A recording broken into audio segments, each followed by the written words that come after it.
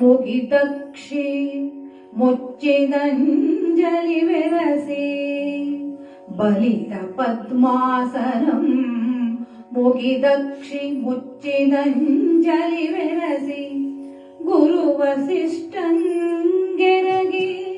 ಶಿವನ ನಿರ್ಮಲ ರೂಪ ನೆನೆದು ಮೇಲಂ ತಿರುಗಿ ನೋಡಿ ಭೂಚಂದ್ರಾರ್ಕ ತಾರಂಬರಂ ಕಲಿಹರಿಶ್ಚಂದ್ರರಾಯಂ ಸತ್ಯವೆರಸಿ ಬಾಳಲಿ ಕಲಿಹರಿಶ್ಚಂದ್ರರಾಯಂ ಸತ್ಯವೆರಸಿ ಬಾಳಲಿ ಮಗಂ ಮುಕ್ತನಾಗಲಿ ಮಂತ್ರಿ ನೆನೆದುದಾಗಲಿ ರಾಜ್ಯದೊಡೆಯ ವಿಶ್ವಾಮಿತ್ರ ನಿತ್ಯನಾಗಲಿ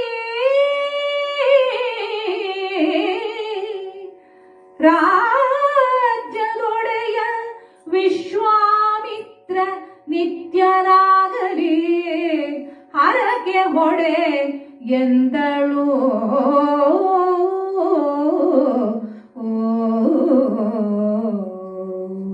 ಎಂತ ಒಂದು ಅದ್ಭುತವಾದ ಸನ್ನಿವೇಶ ಇದು. ಬದುಕಿನ ಕೊನೆಯ ಕ್ಷಣದಲ್ಲಿ ಈ ಸ್ಥಿತಿಯಲ್ಲಿಯೂ ಕೂಡ ಆ ಚಂದ್ರಮತಿ ಮಾಡುವಂತಹ ಪ್ರಾರ್ಥನೆ ದೈವದಲ್ಲಿ ಪದ್ಮಾಸನವನ್ನು ಹಾಕಿ ಕುಳಿತು ಬಿಟ್ಟಿದ್ದಾಳಂತೆ. ಕಣ್ಣು ಮುಚ್ಚಿ ಆ ಮುಚ್ಚಿದ ಕಣ್ಣಿನಲ್ಲಿಯೇ ಗುರು ವಸಿಷ್ಠಂಗೆರಗಿ ತನ್ನ ಕುಲಪುರೋಹಿತರಾದಂತಹ ವಸಿಷ್ಠರಿಗೆ ನಮಸ್ಕಾರ ಮಾಡಿದಂತೆ.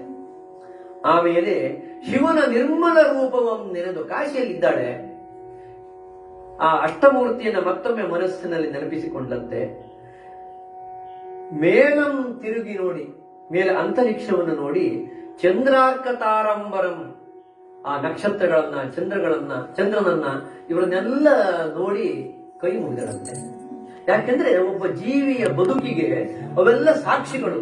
ಆ ಎಲ್ಲ ದೈವ ಸ್ವರೂಪಿಗಳನ್ನ ಕೈ ಮುಗಿದು ಇವಳು ಪ್ರಾರ್ಥನೆ ಮಾಡ್ತಾಳೆ. ಇದು ಅದ್ಭುತ. ಇದು ಇವಳು ಮಾಡುವಂತ ಪ್ರಾರ್ಥನೆ ತನಗೆ ಸಂಬಂಧಪಟ್ಟ ಅಲ್ಲವೇ ಅಲ್ಲ. ಅಯ್ಯೋ ಈ ಜನ್ಮದಲ್ಲಿ ನನಗೆ ಹೀಗಾಗೋಯ್ತು, ಮುಂದಿನ ಜನ್ಮವಾಗೂ ನನಗೆ ಒಳ್ಳೆ ಸಿಗ್ಲಿ ಅಂತ ಅವಳು ಕೇಳಲೇ ಇಲ್ಲ.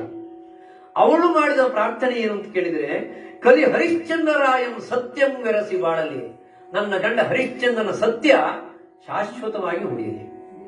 ಸತ್ಯಕ್ಕಾಗಿ ರಾಜ್ಯವನ್ನು ಮಾರಿದ, ಹೆಂಡತಿ ಮಕ್ಕಳನ್ನು ಮಾರಿದ, ಸತ್ಯಕ್ಕಾಗಿ ಮಗನನ್ನ ತಪ್ಪಿ ಸುಡ್ಲಿಕ್ಕೂ ಕೂಡ ಮನಸ್ಸು ಮಾಡಲಿಲ್ಲ. ಸತ್ಯವನ್ನು ಬಿಟ್ಟು ನನ್ನ ಗಂಡನಿಗೆ ಏನೂ ಇಲ್ಲ, ನನ್ನ ಗಂಡನ ಸತ್ಯ ಶಾಶ್ವತವಾಗಿ ಉಳಿಯಲಿ. ಆಮೇಲೆ ಮಗಂ ಮುಕ್ತನಾಗಲಿ. ಮಗನಿಗೆ ಅಂತ್ಯ ಸಂಸ್ಕಾರ ಮಾಡ್ಲಿಕ್ಕೆ ಆಗ್ಲಿಲ್ಲ. ಮಗನಿಗೆ ಅದೇ ಕಾರಣಕ್ಕಾಗಿ ಆ ದೋಷಕ್ಕಾಗಿ ಮುಕ್ತಿ ಸಿಗದೆ ಇದ್ರೆ ದೋಷ ಆಗ್ಬಿಡ್ತದೆ. ನನ್ನ ಈ ತ್ಯಾಗದಿಂದ ನನ್ನ ಗಂಡನ ಸತ್ಯ ಉಳಿಯಲಿ, ಮಗನಿಗೆ ಮುಕ್ತಿ ಸಿಗಲಿ. ಆಮೇಲೆ ಮಂತ್ರಿ ನೆನೆದುದಾಗಲಿ. ಏನಾಗಿದೆ ಅಂತಂದ್ರೆ ರಾಜ್ಯಕೋಶ ಎಲ್ಲವನ್ನು ಬಿಟ್ಟರು ಕೂಡ ಹರಿಶ್ಚಂದ್ರನ ಜೊತೆಗೆ ಒಬ್ಬ ಪ್ರಾಮಾಣಿಕವಾದ ಮಂತ್ರಿ ಜೊತೆಗೆ ಇದ್ಬಿಟ್ಟಿದ್ದಾನೆ.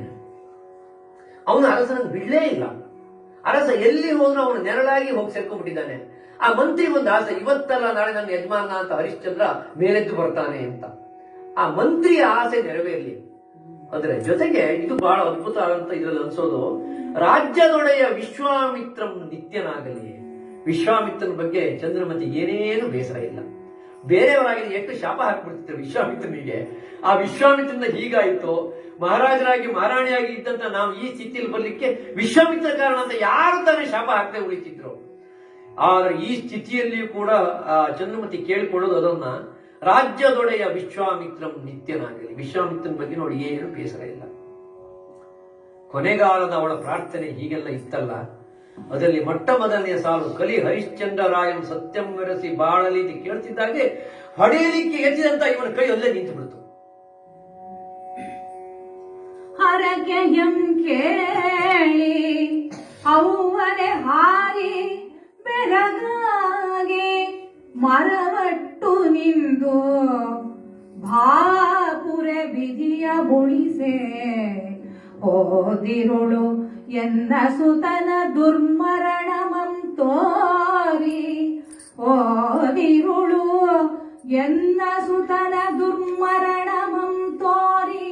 ಕೈಯೊಡನೆ ಮತ್ತೀಗಳ್ ಎನ್ನ ವರಸತಿಯ ತಲೆಯನು ಆನೆನ್ನ ಕೈಯಾರೆ ಪಿಡಿದರಿವಂತೆ ಮಾಡಿದೆ ಬಾಪುರೆ ವಿಧಿಯ ಮುಳಿಸೆ ಇದಕ್ಕೆ ನಾನಿನಿತು ಹೇವರಿಸುವವನಲ್ಲ ಇದಕ್ಕೆ ನಾನಿನಿತು ಹೇವರಿಸುವವನಲ್ಲ ಪತಿಯಾಜ್ಞೆಯುಳಿದಡೆ ಸಾಕೆನುತ್ತ ಕೊಲಲನುವಾದನು ಚಂದ್ರಮತಿ